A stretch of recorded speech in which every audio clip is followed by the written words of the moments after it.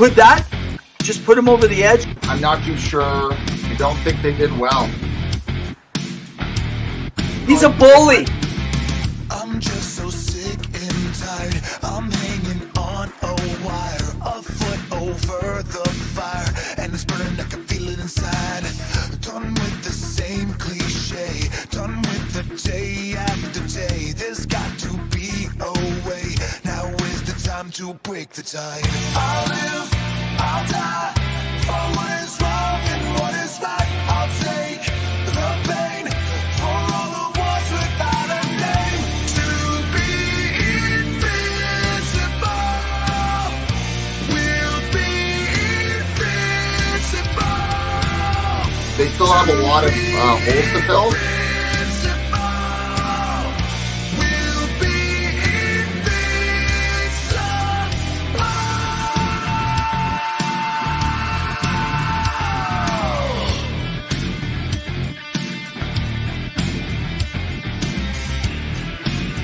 He didn't get fired. He didn't get fired.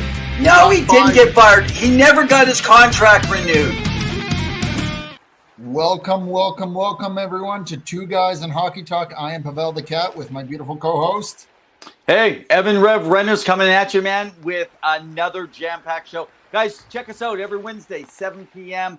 Mountain. I'm getting all mixed up because our guest is not on Mountain Standard Time, but we are tonight. We are on Mountain Standard Time. Catch us every week at 7 p.m. And just our show tonight is brought to you by JR Web Designs. Go check out Two Guys and HockeyTalk.com, and you can check out our stuff, check out our blogs and stuff. Pawel has been faithfully up there writing while I've been taking a holiday for the last month or two. But yeah, man, how you doing tonight, bud? I'm doing well. I'm excited for our guest, and I've got a beverage. Do you have a beverage? Got a beverage. Let's do it. Here, Season 5, Episode 28. Let's go. Cheers, everyone. Cheers.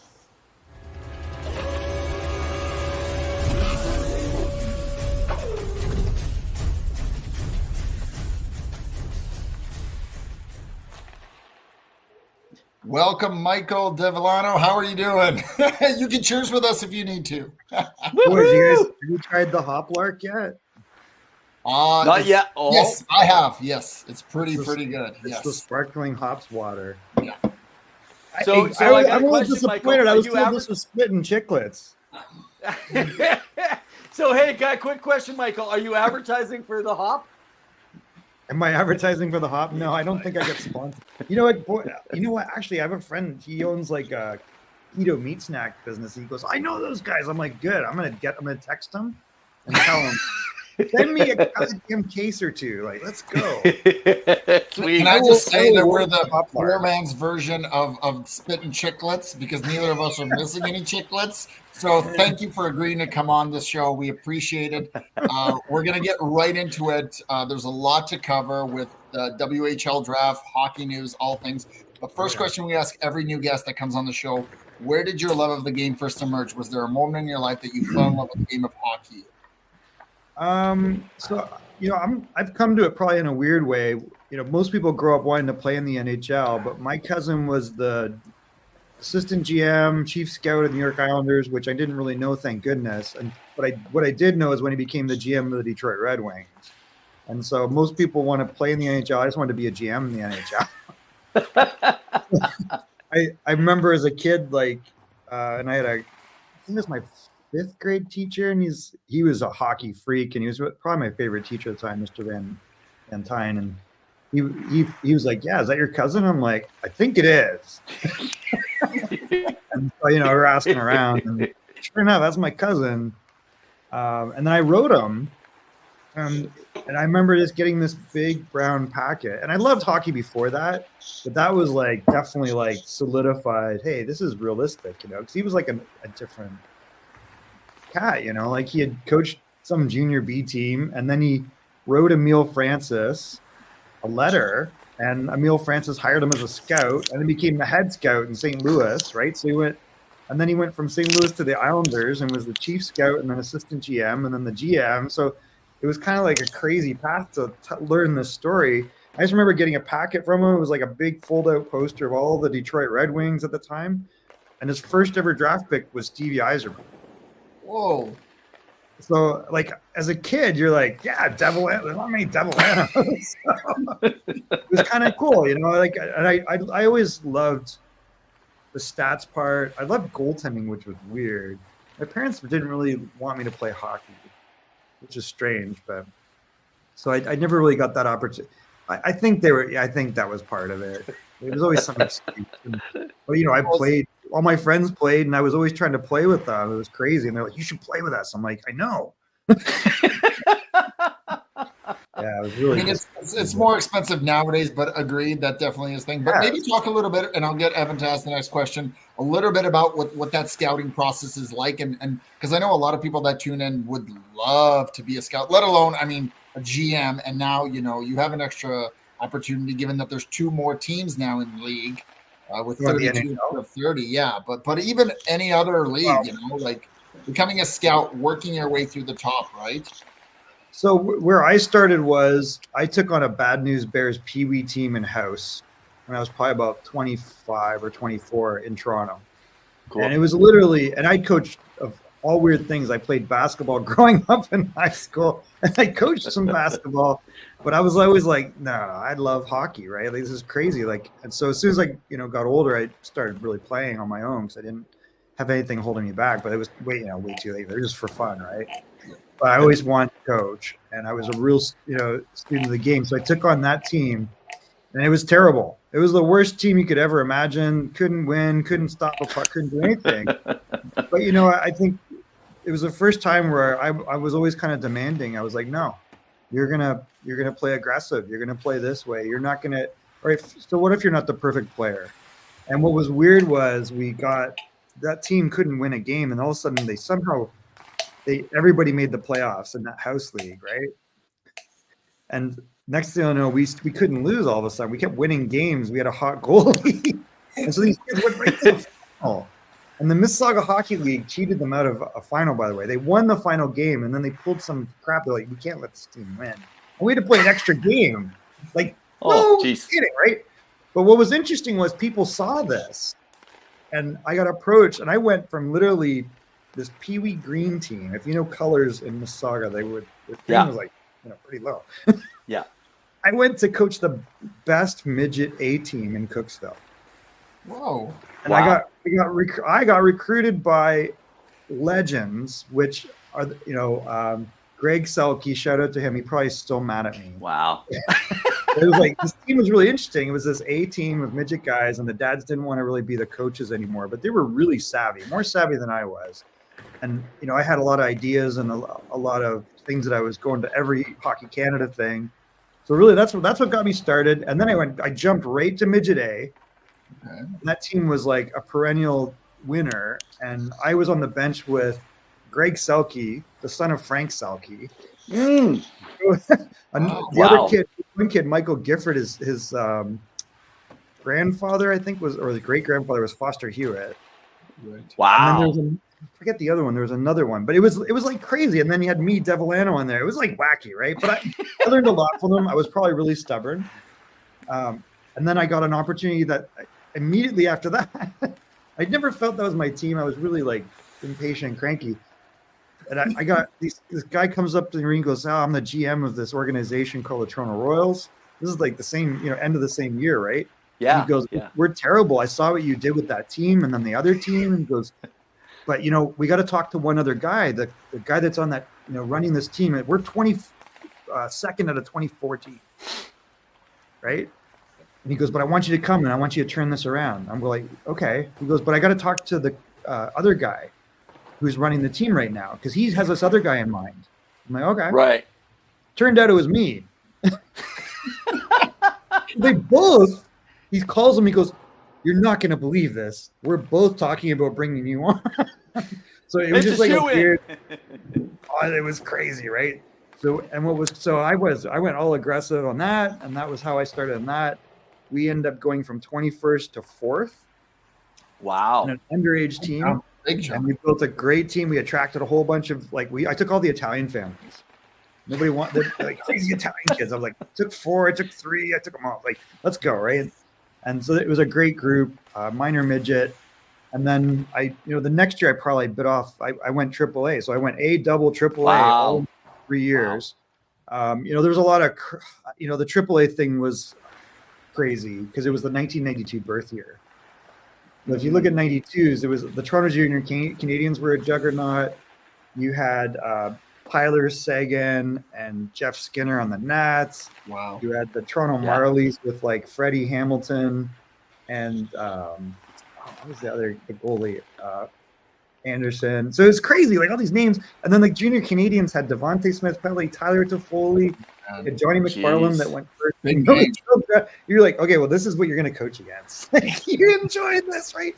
So that was interesting. That was minor bantam. I learned by fire there. And then that chaos led me to being actually an assistant coach with the Toronto Junior Canadians at midget.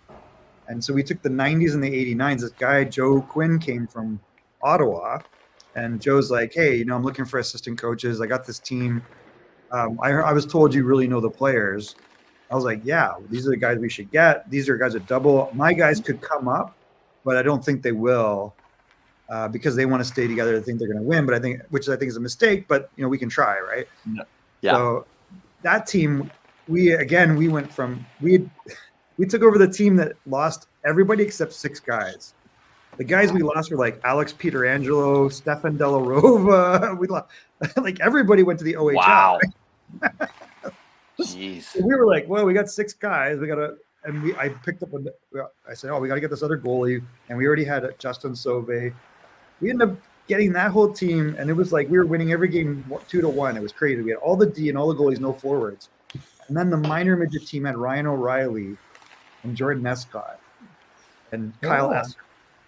So we kept calling them up, and it made a whole line, right? So we mixed them in with the older guys, and we ended up winning the damn championship. So that's like, so you talk about scouting, like there's a lot of stuff that led up to this. And then, I ended up being an assistant GM and a GM in the provincial junior league. I was out of it for 4 years. Wow. I did a little bit of stuff with ISS, but then I went west, and I was out of it for 4 years because I was in LA and my daughter was in LA. Well, dreams are made there, right? Dreams are made in the West. They say, everyone go west, young man, go west, right? So they say that. My cousin was very mad though. I remember my now wife was like, "Who's this guy blowing up your Facebook with all capital letters?" You could just see him typing. He was like so mad at me, which I understand why. He said like, "What are you doing in La La Land? Get back to Toronto. Get back in this." Wow.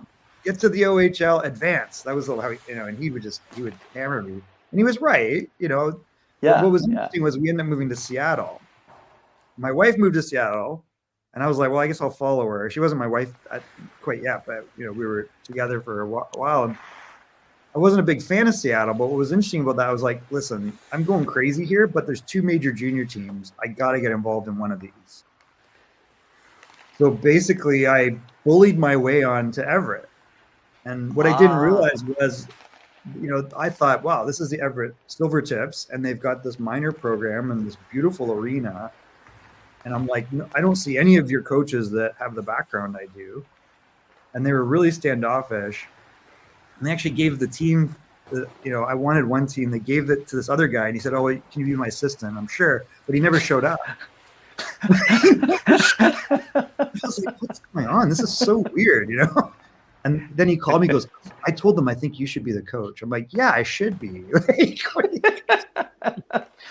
So that was another weird bad news Bears situation. Oh, so you're always evaluating and recruiting players. That's how it's like, you're helping them develop. But to me, it was like, this is a team, and I'm trying to train them to be a team. And I was really into putting in systems and teaching them how to play together in group and team tactics while doing individual. But in the end, it was like recruiting the right families and players was really a big part of it. And you had to evaluate because you weren't going to get the best guys. You had to project like all the way along. The only way you get these big leaps is you say, well, this guy's overlooked.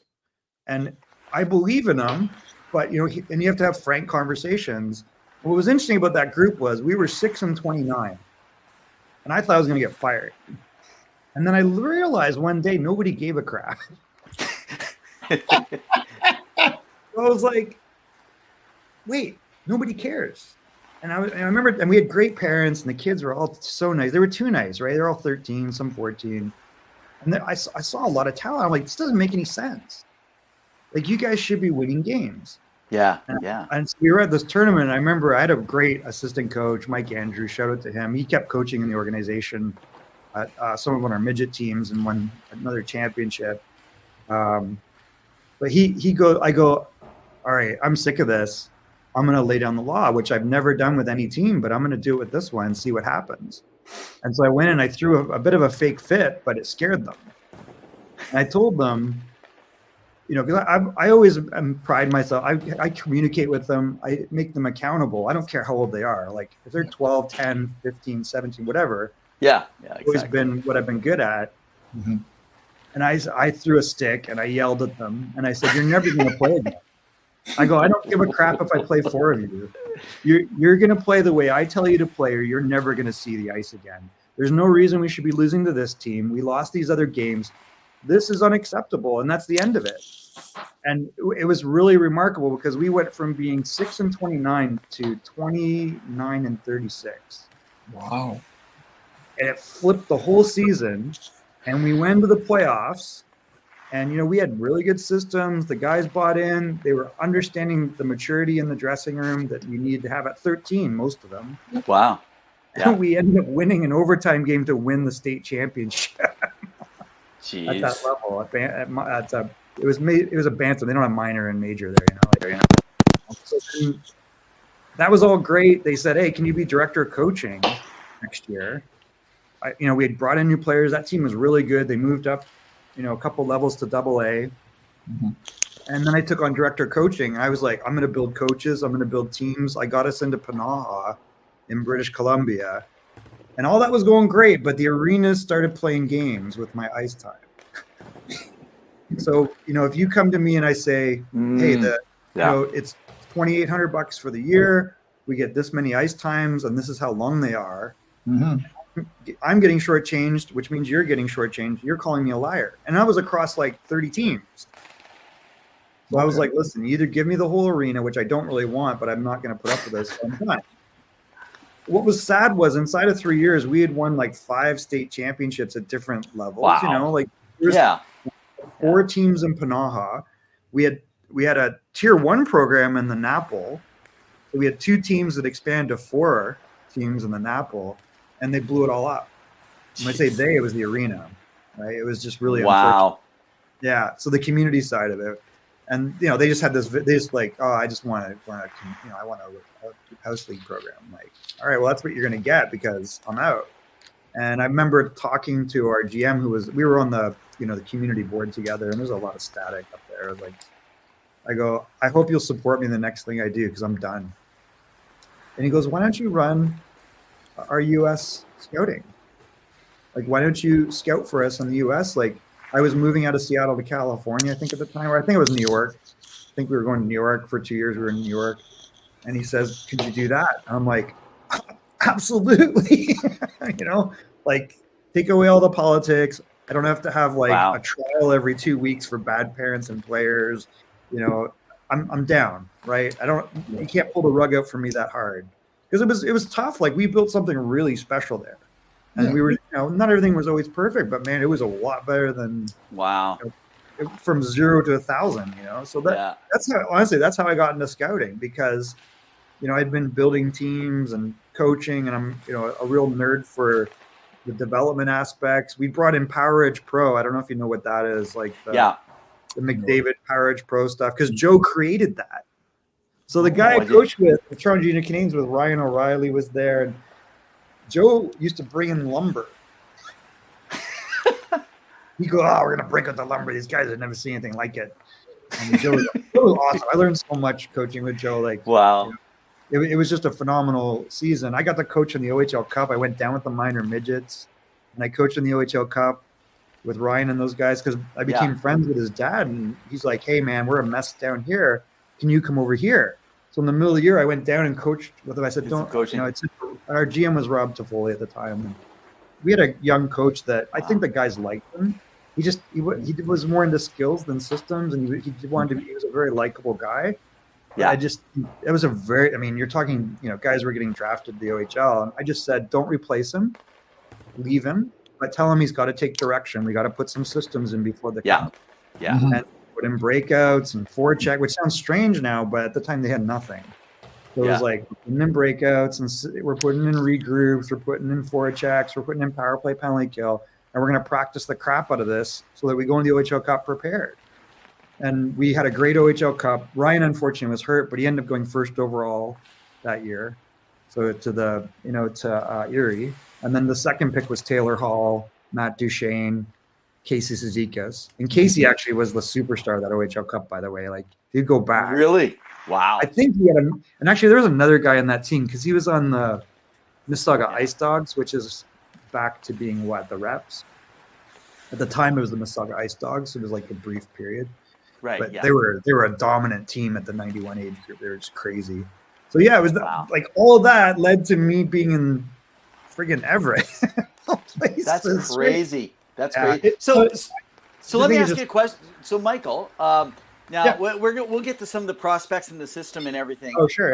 Yeah. I mean, I'm a prospects geek when it comes. I always feel bad, like of course in my neck of the woods in Alberta, I follow the Brick Invitational. There's so many. Oh kids. Yeah, amazing! So what a wonderful tournament. Oh man, amazing! Some of the kids that come through. I always joke with people. I remember being at when Jack Hughes and Cole Caulfield were in the same tournament.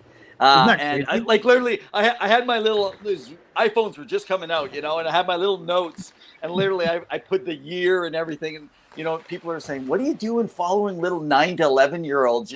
It's just like, okay, I'm sorry, God, but holy crap, go for it. So when Joe and I were done with the Canadiens, we won I remember getting off the bench. We had won the GTHL championship. Ryan had missed because he went back down with the minor midgets, and Kyle went down, and they weren't even there the game we won it. I think that he was really pissed off at the time. And by the way, he'll remember none of this because I talked to him. I told him in Nashville, he's like, and I remember it was him, Tyson Berry was busting his nuts. He's like, I don't remember any of this. I'm like, you don't remember the time I lost you at the Telus Cup when I was looking for you when we found you under a table? He goes, I don't remember any of it. It was a busy year. So what was crazy was win the championship. We had a good Telus Cup, but we blew one game. So we didn't end up winning that, but not, amazing otherwise. And then it was over. And then Joe and I both went separate ways a little bit. And he goes, I'm going to this thing called Peak Academy. And I'm like, what's an academy? He goes, oh, it's a hockey school. And they practice every morning and they go to school. I'm like, why do you need that? Like, we're in Toronto, right? Like the GTHL, you have 12 AAA teams, that single age group in 1 mile radius of each other, right? It's like crazy. I go, well, that's interesting. He goes, yeah, and I got this kid. He's really great. Oh, that's awesome.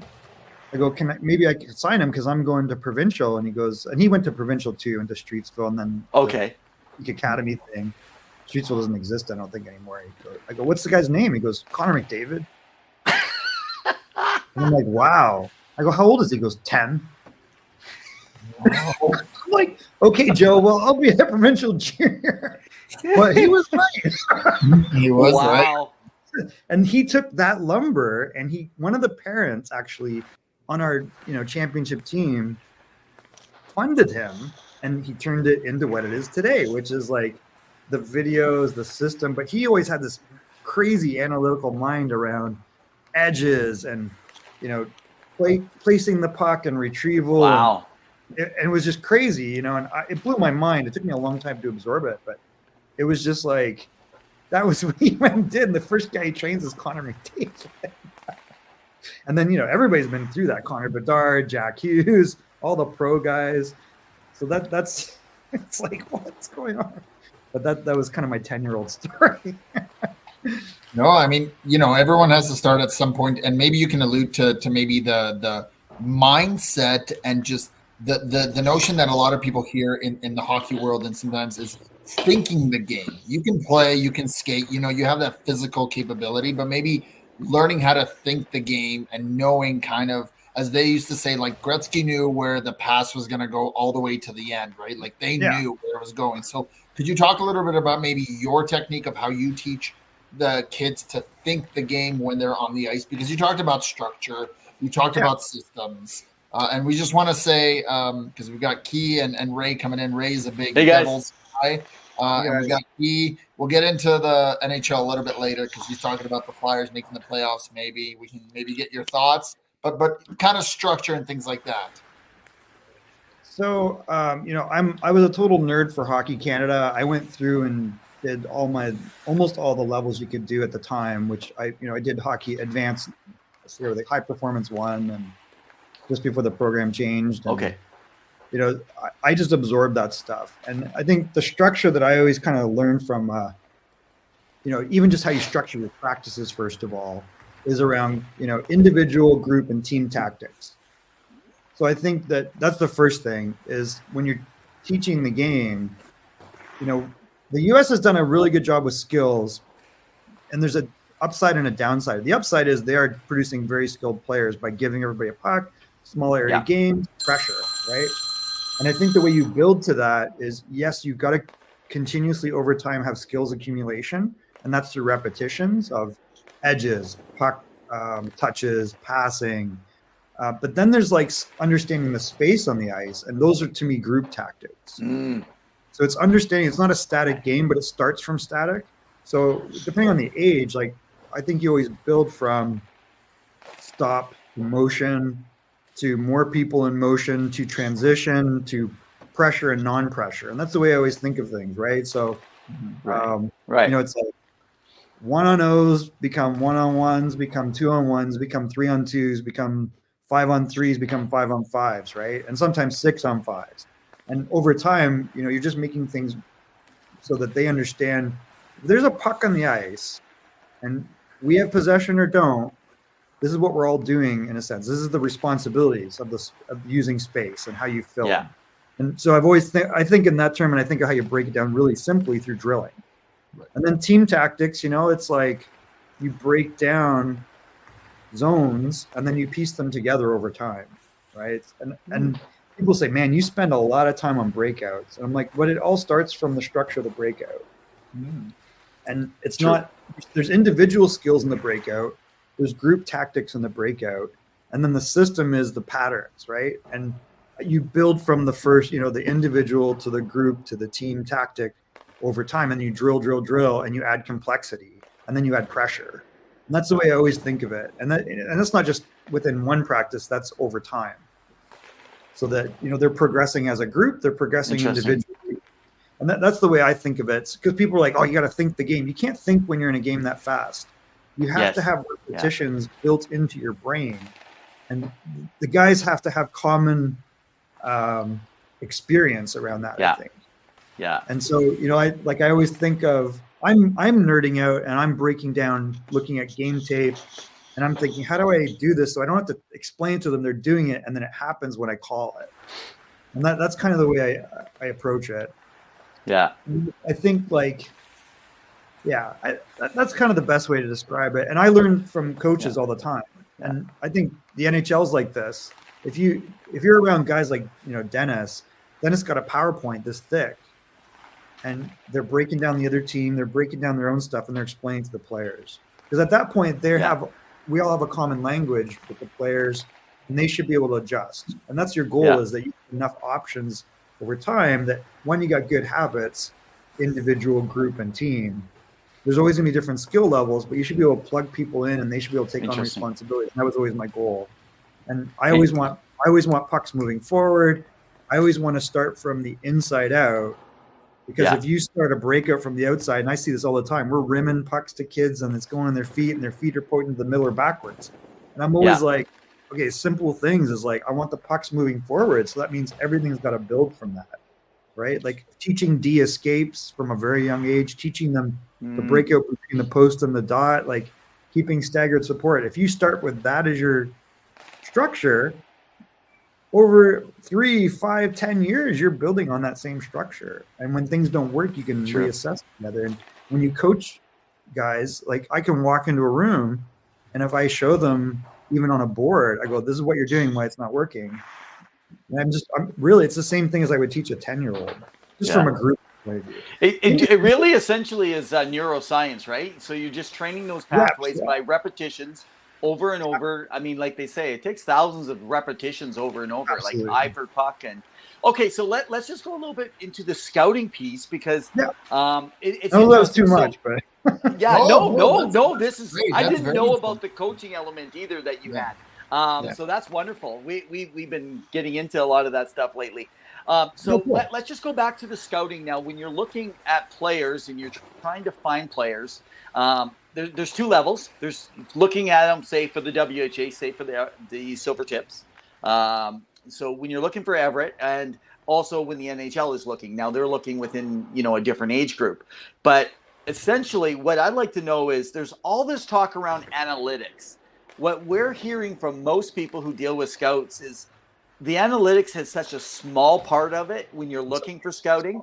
And I know things have changed quite a bit, like even with culture and what you're looking. So tell us and let the people know, what are you looking for when you're looking for some good talent out there for teams? Well, I look at it almost from a modified coaching perspective. And, if you look at how we evaluate players, it's probably similar across most teams, just, different emphasis, right? Right. It's always about skills, sense, compete level, and skating. And that's really what it boils down to. And then there's levels within each of those that you're assessing to figure out, like, is this a player? And then but character and compete is one thing, but character is maybe an element of that or an offshoot. And you got to really think about what culture your organization is. So, but I think it starts with, you can't be in this game and not skate generally. Like the level of skating now compared to 10, 15 years ago is like crazy. It's like, it's really blows your mind, the difference. Right. The need to have puck skills, passing skills, it just keeps growing. And then it's, sense is kind of those team and group concepts and, being able to play the game. And I know USA Hockey always kind of discourages defensive skills because they think it's at the detriment of offense. And there's some truth to that because you need reps around, offense. But I've always taught guys that, I still think body positioning, pressure, puck pressure, sticks positioning, and then body contact, body checking is still the progression. I don't know how you coach this game or evaluate players without that stuff. So I think it's the same thing. It's like when you're looking at compete level, it's like everything's a battle. Are they engaged in the game? Do they have a little bit of jam? And do they have, it's not that you're looking for a defensive player, you're looking for a competitive player and understanding where those things are. You have some guys that get upset and get mad, but then you have other guys that get mad by doing it, right? And I think you assess all those things. It's like, is this a skater that has separation speed? Is this a skilled player that has high-end puck skills? Can they shoot the puck? Are they a great passer? Do they have vision? Do they understand where to be at what time and they get there no matter what, regardless of those other things? And then are they elevating their game and competing? And so I think no matter where you're scouting, that's what you're kind of breaking down and figuring out. And what your team wants it might be different, right? But I think for the most part, if you look across all scouting, it's probably within that realm. Interesting. And when you're looking at skills that, could potentially be lacking or needs improvement or work upon, are there things that you kind of gauge and say, well, they're within this range, we can build speed? You look at somebody like Hyman, who, oftentimes was seen as not a very fast guy, and yet he's now able to, keep up with some of the speed, and he does work hard. Is there something you look for in a game? He's grimy, right? Like he's first of all, I saw that hip piece out there by that guy. Andrew Berkshire. Come on, this guy's a clown. So I think we've all given him his 15 minutes. The reality is that Zach's an interesting case because he's a 1992, played for the Toronto Red Wings, and Stu is at that age group, of course. And Stu's an interesting character. Wasn't my favorite guy always. And I think I had a couple conflicts with him over ice.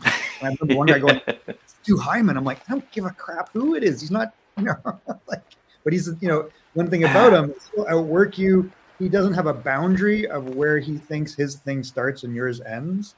You know, like, and I think that's the way Zach is, right?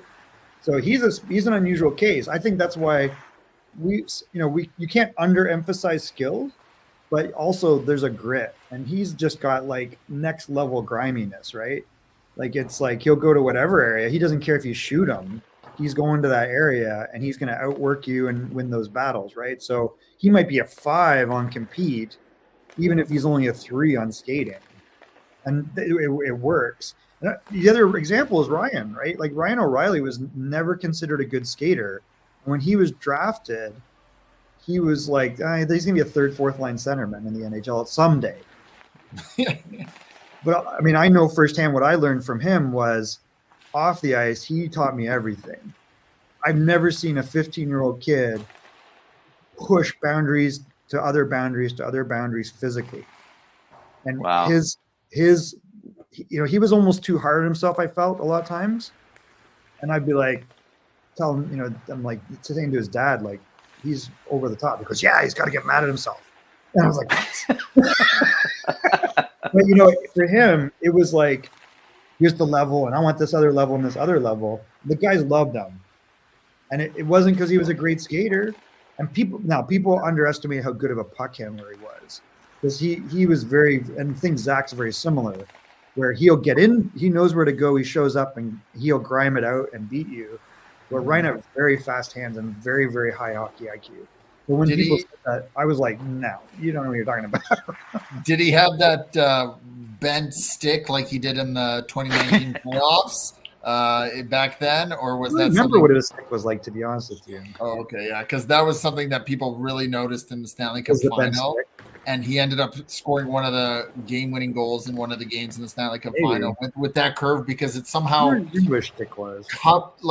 grabbed, essentially, like held the puck, and he was able to kind of control it without it kind of maneuvering. So it's definitely interesting. But yeah, it's really cool to see, because you look at these guys who come up, take a while to develop. He didn't, by the way. Like, he made the NHL at 18, right? And they're still trying to break his combine records. Yeah. So what he did off the ice taught me, like, nobody has any excuses, because it doesn't matter how skilled you are, how great of a skater. He's worse than you in some ways, but you will not outwork him, and you will not. And if you see him now, he's a mountain of a person. Like I saw him at the beginning of the season, because he signed here in Nashville. And it was funny. I went to the rink, and who's the last guy on the damn ice? Ryan O'Reilly. He's a 33-year-old dude that's like still the last guy on the ice. By the way, they signed his brother in Milwaukee, but Cal's on the ice with them. And I turned, there's his mom. I'm like, Bonnie, what's going on? Does he play center as well, or? Cal, yeah. Cal was a superstar in Windsor. So that when they did the draft, they actually thought Ryan would go second to Windsor and Taylor would go to Erie.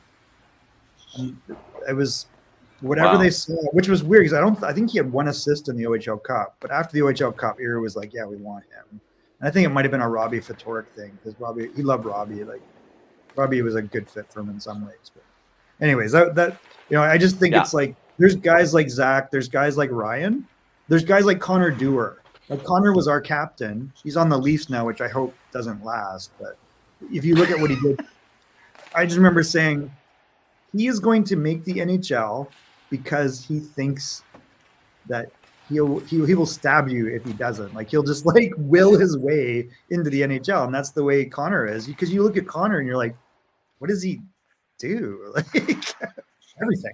And that's like Ryan. Like, Ryan does everything.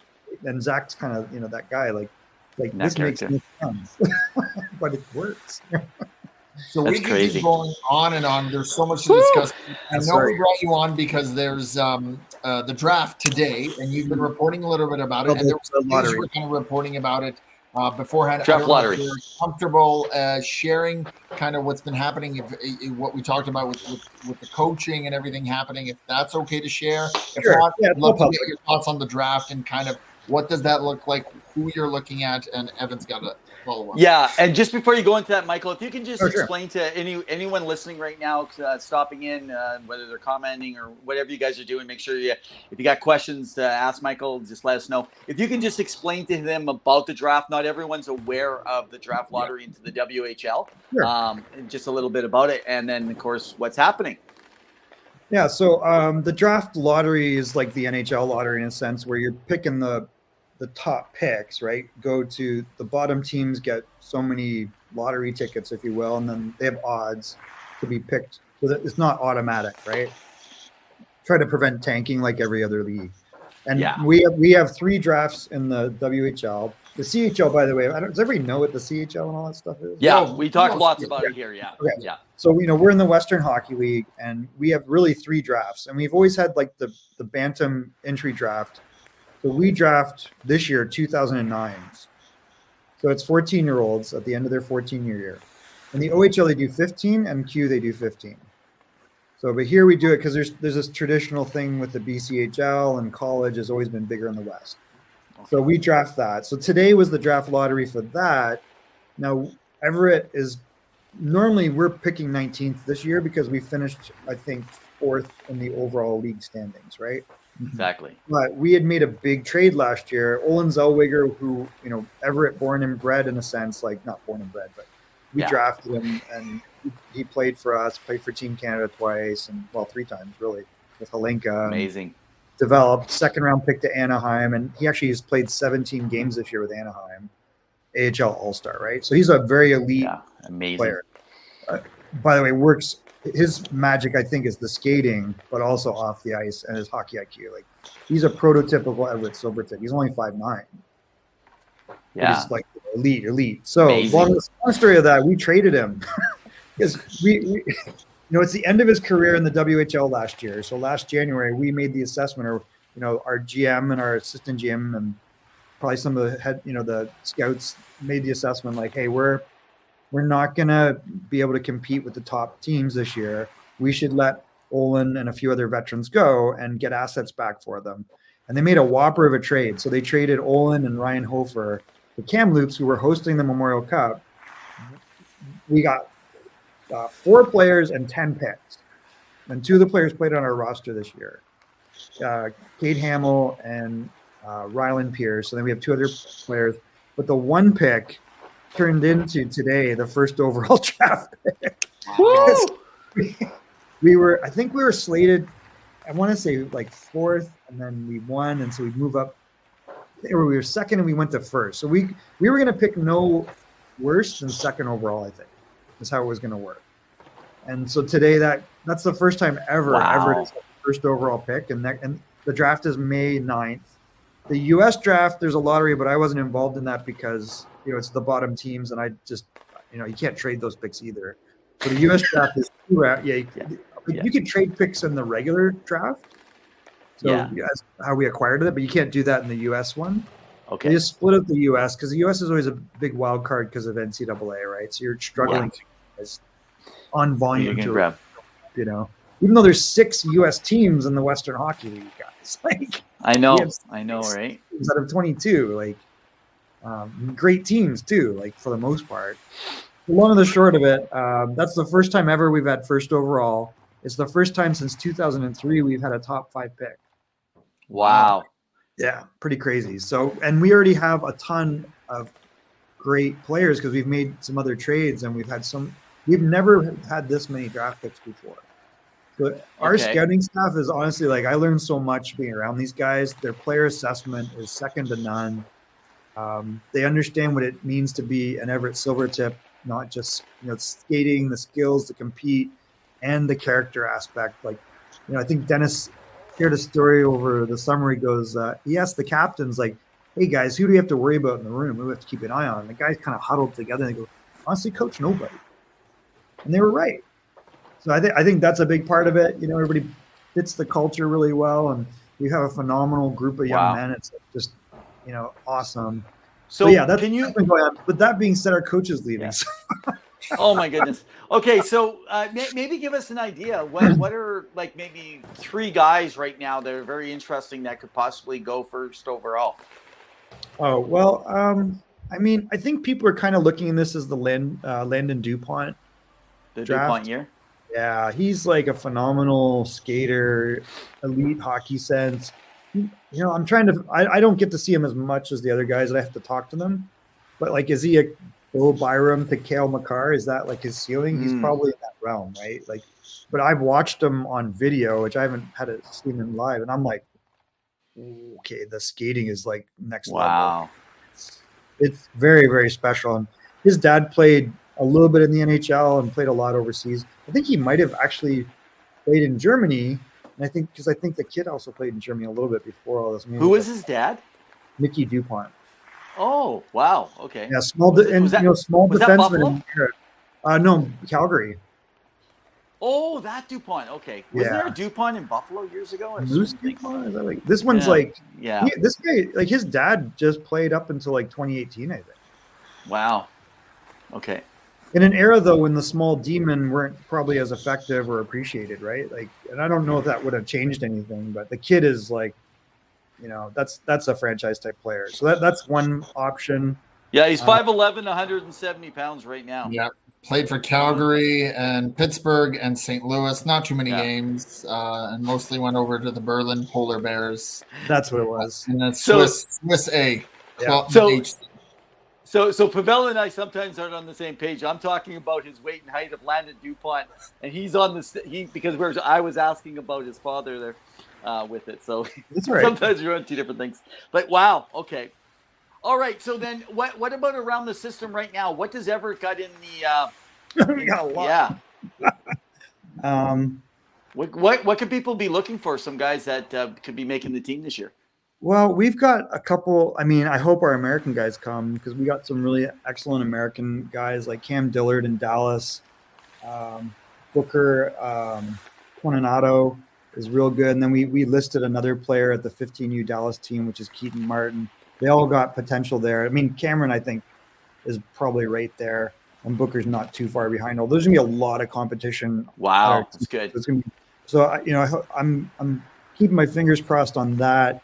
Let me take a look here. If we're we got Breck Liskey, and I think he's finished the season with us, so he'll get some playoff. He's a 2008 defenseman, real high level defenseman, like over point a game in the CSSHL. He's played 3 games with us. He had 2 points in 3 games. Wow. And he had a phenomenal camp. The other one is what's the other name? Kane. Oh my God, why am I blanking on his? Oh, there's Evander's kid. He's already coming in. No, not Kane. Not that Kane. God, no. Oh, Anna's gonna be mad. Why am I blanking on? It's all good. Wilkie. Wilkie. Okay. Wilkie. Great camp, man. I really enjoyed having him on. The scouts jump on the bench and we coach, and then so you get to see them up front. I kind of like that. Excellent. Like, you want to That's fine. be up top too, and it gives a chance for the coaches to be up top. But I kind of like being on the bench and in the room, and you learn a lot about the kids and how they interact, and you see them on the bench. They take direction and and then you get to also really understand their skating and their skills from that level. So he's really good. I mean, we've already got some awesome, like our 06 defenseman, Terrence Smith. He had a phenomenal year. So that's exciting that, he's where he's at. Our import 2006, Julius Miettinen, I think he'll be a 2nd or a 3rd round pick in the NHL draft this year. He's a big 6'3" Finn. Shout out to our European scout who's also terrific. Wow. Sandro Vanin is like, he picked him out, and he's coming back, and that's great because it's his draft year too. So someone's going to get a real good prospect there. Our goalie Finn Werner is an awesome prospect, and he's I looking like good. Yeah, he's looking really. He had a great camp. Yeah. I don't think Corbin Sanderman got his first taste of a game. And I think there was maybe he didn't have as good a camp as the first one, and I don't know he's on the best team this year, but I still think he's got a lot of potential. Like, I'm no expert on goaltending, but I think he's still got something there. And then we've got, those are probably the guys that kind of stand out. Yeah. But there's a lot more. That's good. I was just looking. Landon DuPont, Team Brick. He was with Team Brick out of Alberta. He was at the Brick Invitational. He had 6 games, 5 goals, 5 assists as a D. Look at that, terrific, man. 62 there's a lot of points talent. last season. 62 points, 30 games, 19 goals. playing for the Edge School U18 prep. Yeah, that's amazing. And then Lucas Kaplan, finished the year with us, and he had a great camp. And you look at him, and I was like, he's not a big guy, super smart and skilled, goes to the scoring areas, and I think he's going to be a real good player for us next year. Wow. I'm excited about him. There's a lot of guys. It's just, you could keep going down the list. Our scouts do a phenomenal job there. Incredible. Are you influencing the decision of who would go first overall? Would you have any input?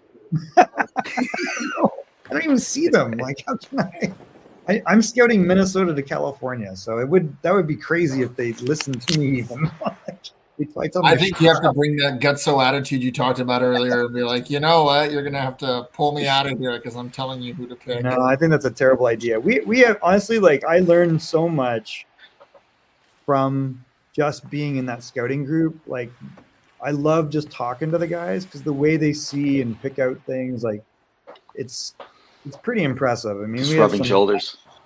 Honestly, like, and even our prior GM and his friend Alvin, they're both in Calgary now. Alvin Backus, I learned so much from Alvin. Like, I love talking to Alvin. I probably drive him nuts sometimes, but like, they're from Salmon Arm, so I learned so much just around guys like that. Like, he scouted for Montreal for 7 years before coming to Everett, and now in Calgary, and jeez.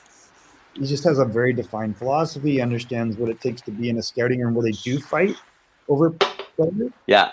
I'm in a weird position. Like, nobody there is going to know any of my players, and I'm not going to know theirs. Like, it's just not going to happen, right? Like, so they have to have a lot of trust in you. Yeah. Yeah. I mean, listen, my picks are, the biggest risk is, are they going to show up to camp? And if we can get past that, then I think it's pretty exciting because we got a phenomenal building. We got a phenomenal organization. We've always had excellent coaching. We got phenomenal training facilities. We're like top 2 in the WHL in attendance with 6,100 a game, and we're top 4 across the country. Like, the only teams that have more fans in the stands are Edmonton, London, and I think Kitchener. Wow. And then Quebec, there's a couple teams in Quebec that definitely do, but that's it. I think there's 2 in Quebec that might have the same or more fans a game. Well, which is something very important to sorry, I'll let you finish, Evan, but it's just very important because that's kind of the whole thing. It's a business, right? Like, as much as you want to develop and get these kids, in games and on the ice, but you want to be able to get butts in seats. Go ahead, Evan. Yeah. No, I was going to say, as much as I love geeking out, this is like an awesome night for me. If everyone that knows me, I mean, I'm sitting here going, I'm almost wetting myself here, but okay, not really, guys. I'm not really going to wet myself, but anyway, what I was going to say is a lot of our fans. So 80% of our content, 70 to 80, we try to keep around NHL because that's what they say pays the bills. Even though we're not monetized, that's not us, and we're in it for the love of the game. I'd like to just kind of move over, kind of get your take around lots of, hey, Akbal, because there's nothing to do in Everett. Okay, Akbal, just so you know, Akbal actually I disagree with that. Mayor in Vernon. In Vernon.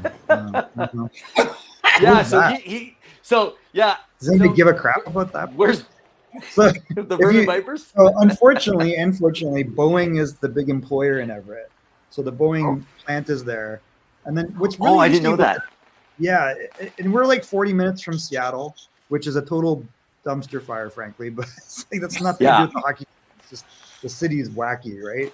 But Everett downtown is pretty interesting. Like, there's all these like little cafes. There's like art galleries now, and there's all these little shops. And it's actually kind of surprising. And you know what else is downtown Everett is the Funko head office.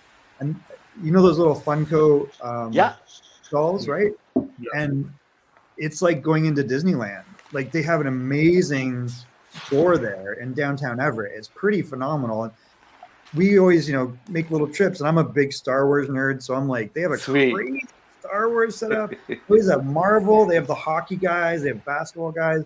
They have all these movies. Like, I love Bruce Lee. I'm looking for a Funko Bruce Lee. Right? So I'm like, what's that? And it's actually surprising. Downtown's actually kind of cool. Like, it's a neat little place.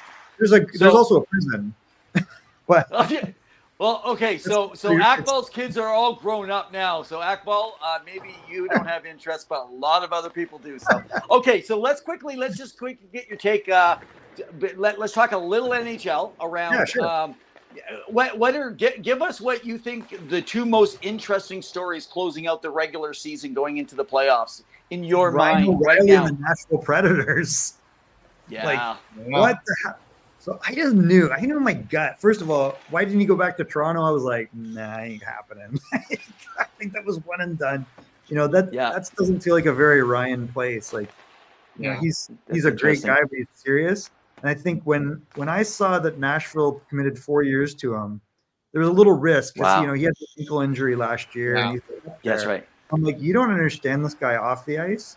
When you see him, and if you train with him, it'll blow your mind. So even though he's got a lot of miles on him, he's prepared to keep going. Wow. So I thought, well, they might really might surprise people. I don't love the rest of the lineup, but Trotz has got his finger on the pulse. I did not envision this. Like, this is crazy. Is it 18 games they have points in? Yeah. And they came down 4-0 yesterday against Vegas. Yeah, down 4-0. Do they stand a chance, though, guys? Do they stand a chance in that Why first wouldn't round they? against? Okay. Anything is possible. They're giving me LA 20. Sorrows. They got Roman Yossi. Yeah, Yossi gets 3 to 4 points a night. Like, the guy is just like. I don't know. Tommy Novak is an underrated player that people do not talk about enough. And I know he was on the trade block, and I think they re-signed him. What was it? He was like 865 or whatever the minimum wage, and they re-signed him. Yeah. Like, and then Luke Evangelistas had a phenomenal rookie year. Like, Luke's done well. Like, he's done really well, and it's hard to Philip Forsberg is the best player out of that draft that he was overlooked. He went head to toe with who was it? Seider recently. That was with who? Who'd he go? Moritz Seider out in Detroit. Yeah. Not do that again, guys. Neither one of you. He held his own. Yeah, I don't know. Okay, so we got the Nashville story. What other one? Well, let's look.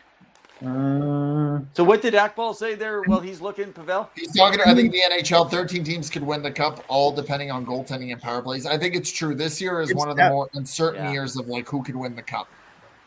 Yeah, there's a lot. I don't think that Vegas might not even make the playoffs. Yeah. So I think that's crazy. You know what's crazy is Carolina.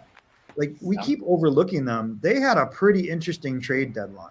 Yeah. Like, Kuznetsov is like a low key, move to pull in a really good player. What was the defenseman they pulled in? Oh my God, why am I blanking? Defenseman? You mean? Well, I know they got Jake Gensel. But they brought someone in on the back end. He's right. I can't. Yeah, they brought another key in before that. Why am I blanking on it? I'm trying to think. Because we're live. You're blanking because we're live. Maybe if we pre-recorded the show, you'd remember. I mean, even without that, they got Shea, Burns. Like, that's a crazy back end. Shea, Burns, Slavin. I think Pesci's been hurt, right? He's played 63 games still, though. Yeah, he's been in Walker. Walker went to. They got Orlov. Orlov, that was last year. That was last year, right? But if you look at these pieces they're building, and then Svechnikov is back. You got Teravainen, who's super underrated. Necas is like, man, some games he's the best player in that team. Oh wait, this guy named Seth Jarvis from the WHL. He has been incredible, right? So like, Oilers wanted him. I don't necessarily. Toronto's kicking themselves for that one for the Marlowe contract. Jeez. So it's pretty crazy. Like that is a crazy under the radar. If you look at the moves they made, I'm like, well, and their goaltending was all over the place, like a few other teams, like in New Jersey, right? Like they went through. I mean, Razik was crazy. Not Razik, sorry. Anderson was injured. Kachekov had to fill in. He struggled. They put Ranta on waivers. Nobody took him on, and he was, I believe, $2.5 million. And I thought Colorado had a chance. I mean, you mentioned Walker, like the move to move Bo Byram, grab Casey Middlestad. Yeah. Walker's in that mix. They picked up Trennan from Nashville. Oh, And he's been looking real. He's a veteran guy. He's good. He's good. He's big and he can score a little bit. Like you watch him, and I was actually a little surprised that they moved him, but they look really interesting. The goaltending could be curious there, but I think Colorado real shot. And then it sounds like Francois may be out for like indefinitely. Georgiev is just overworked. He's a good goalie, but he's just overworked. And it's interesting because Colorado and Carolina, so the two C's, I could see potentially those both meeting. They have a really good legit shot, but goaltending for both of them, that's the question mark. If they have good goaltending, I mean, you could have a Carolina, Colorado. In fact, I've taken my take back now on Dallas just because Ottinger has not been consistent. Otherwise, that team, I would take him. Great. But I'm worried about Ottinger. He's got to blow a 900 save. He's struggled a little bit in the last and unless he picks that up. I got Scotty Wedgwood, another 1992 GTHLer. Wedgwood from Arizona. Yeah. If you look at those 92s, like people overlook guys like Sam Carrick suddenly in the NHL with Edmonton, played on the Toronto Red Wings with Zach Hyman. Yeah, now he's in the Edmonton Oilers on the fourth line. You're like, oh, he's pretty good, right? Like, and then you look at Scott. I was always I never understood him. Like, come on, guys. Scott Wedgwood's the type of guy he can steal you game after game after game, and you won't even like. That's the way he always was. And I know he's probably not a number one, but he still has some sort of an it factor. And for him to make it at like 31 or whatever, it finally cracked through for him. Like, I was so happy. I just remember, like, he's just such a good goalie all the way up every level. It's crazy. Just an awesome kid at the time when he was young. Like, he was on our spring teams with Joe. So the Rockets, his Rocket spring team was great. I can't call it ours. It was his. But we had players. It was nuts. If you go through that roster. That's crazy. But Scotty was one of our goalies. So we're gonna have to talk a little bit more, Michael. Maybe what we'll do, we've hit to become two guys in overtime again here today. I know I got a couple things we just want to run off a rant and do one around the rink here to do a wrap up. But maybe what we'll do is just before the draft, I'd love to touch base. We're planning to actually be at the draft live this year, especially being this is going to be the last year. Yeah, just Wait, I got the it's in Vegas, isn't it? Yeah, it's going to be in Vegas in the Sphere. So it's he's flying down. The rumor is this will be because they're talking about going virtual. Big talk around it. They're not doing that. They're moving it to the Sphere. No, the Sphere is this year. The Sphere is this year. Oh, you think they'll do the Sphere and stay there every year? Have you been to the Sphere? No, I'm looking forward to it. Crap, so, man. Listen, is it good? Oh my, we saw you two there. So, you did, but the Nashville Predators didn't. So I take it you're not going, are you? Are you going to the draft? Yeah, I'll be at the draft. Yeah. Oh well, then maybe we should try to hook up. We'll get you to come on. I can sync up with you guys. No. Yeah, no, that'll be wonderful. So, so it should be kind of good. So yeah, definitely we'll stay in contact around it. We appreciate all the extra information, guys. Make sure you follow Michael Delano. Follow him. He loves podcasting, pucks and dreams. He wants to talk about pucks, and he just wants to dream about. Okay, I got to be careful what I say here because I can come across wrong, right? He loves hockey. He breathes hockey. He almost gave up a date with his wife for hockey, but no. No, not quite. Otherwise, his wife wouldn't be with him. I think there might have been an issue with our anniversary. I can't remember. Yeah, a little bit or something along that line. So, but yeah, make sure you guys give him a follow over at Pucks and Dreams, guys. So thanks so much, Michael, man, for joining us tonight. It's been an awesome one. Keep your stick on the ice. Cheers. Oh, that's so awesome. Okay, well, why don't we do this? Why don't you give us your rant of the night, and I'll finish with Around the Rink before we give it a close. All right, rant of the night.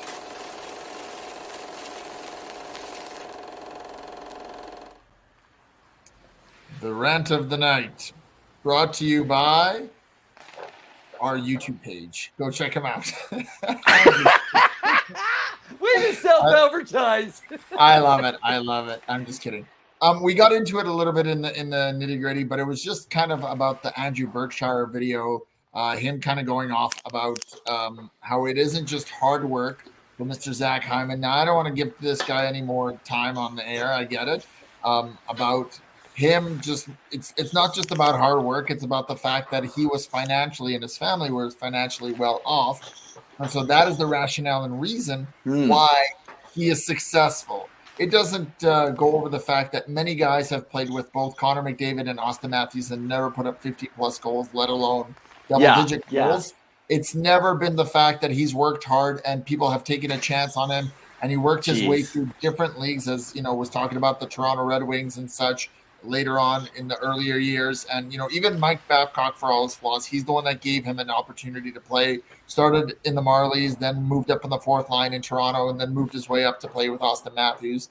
Traded to Edmonton. Well, traded essentially, came over to Edmonton in the offseason, signed as a free agent. Loved it. And really, at the end of the day, it's really a bad take, because there's many people in the NHL that are well off and not well off. That is not why he put up 50 goals. And the fact that you're diminishing that, and let's talk about even somebody like Sam Reinhart. Sam Reinhart put up 50 goals. Does that mean Sam Reinhart, well, he's only played with the best of the best? He's playing with the Barkovs. He's playing with the Kachucks. That's why he's successful. No, not every person in the NHL, especially at Zach Hyman's age, 31, older in hockey years, is able to do such a feat. And the fact that he's been able to come in and play, and I know he doubled down with another video today. I think it's a bad take. I think that he really needs to go and rethink, because he makes all media look bad, and we are media, and I do not want to look bad. And unless you played a game in the NHL, which we know, Evan, is very hard, then I don't think anyone has anything to say about, well, it's 50 goals. It's nothing. He's got 200 career goals. How many people can say that? And he continues to produce at an excellent levels, and the Edmonton Oilers are very lucky to have him, and the NHL is very lucky to have a player like him. I don't want to get into the pseudo-psycho of like his background and even that and what that implies, because that, to me, that's just silly. I think it's a bad take. We all make mistakes. We get it. Admit defeat, accept, apologize, whatever you need to, and move on. But I think it was a bad take. And I think that he got his 15 minutes of fame. But I'm glad the hockey world came together to kind of say, this is a poo-poo idea. This is stupid. Okay? Yeah. Any thoughts? No, hey. That is your rant of the night, brought to you by Penny Billionaires, guys. Electronic hard rock fuse band. That is our intro and our exit music. Because we're two guys in overtime, we went a little bit longer with our guests. It was a great interview. It was awesome. But let me quickly give you something from around the rink to go out with tonight.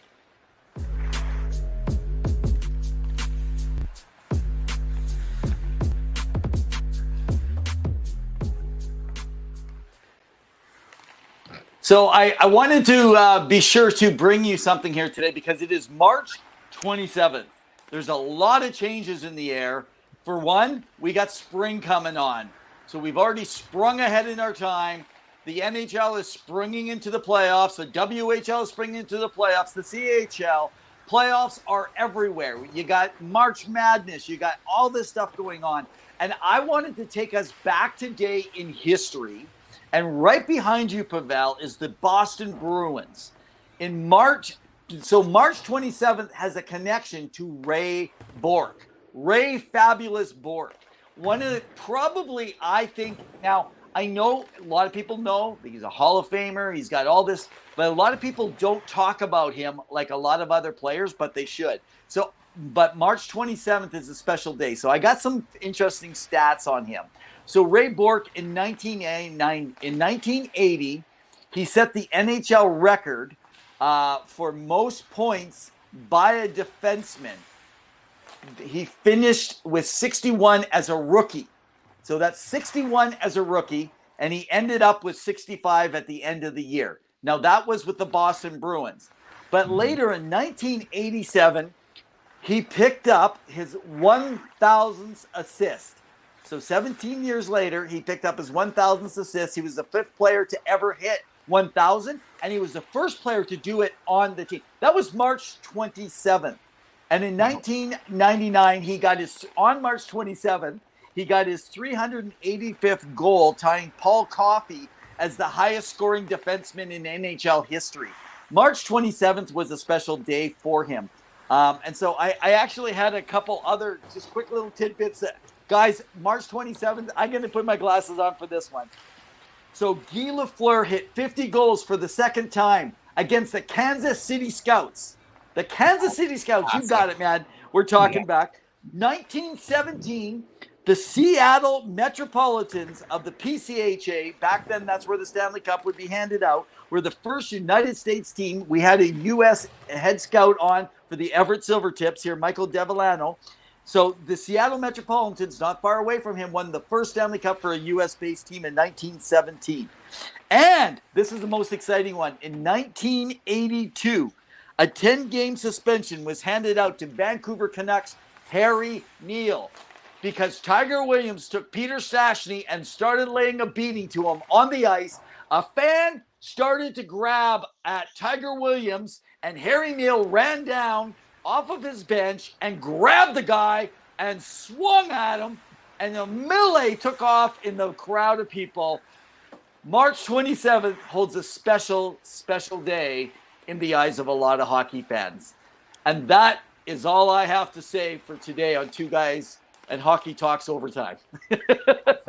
Well, thank you. That was very insightful. We love our NHL and hockey history. We thank you to Michael for being on the show. Remember, Absolutely. you can follow him at Pucks and Dreams. He's a hockey scout. He's a podcast person. As you can tell, he's very involved. He knows his coaching.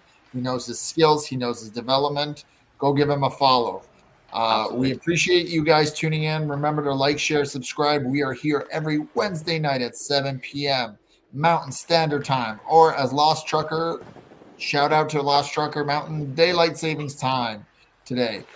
Thank you all for tuning in. It's been fun hearing from all of you.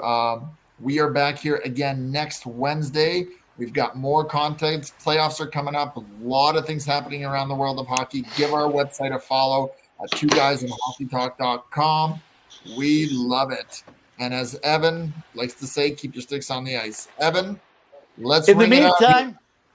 meantime, it's been a ring-a-ding-dong dandy. Have a great week, guys. Keep your sticks on the ice. Stay safe, guys. Cheers.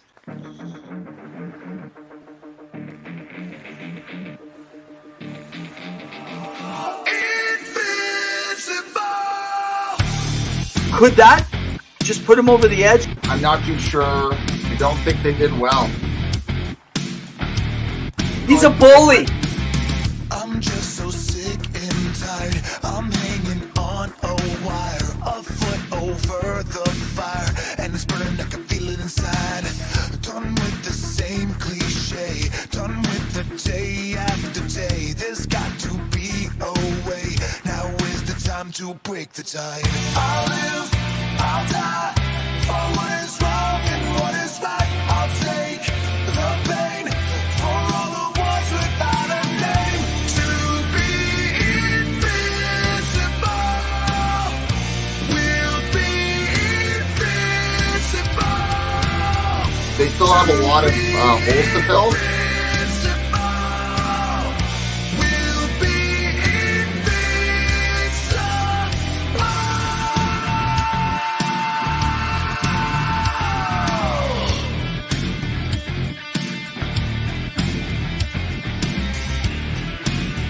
He didn't get fired. He didn't get fired.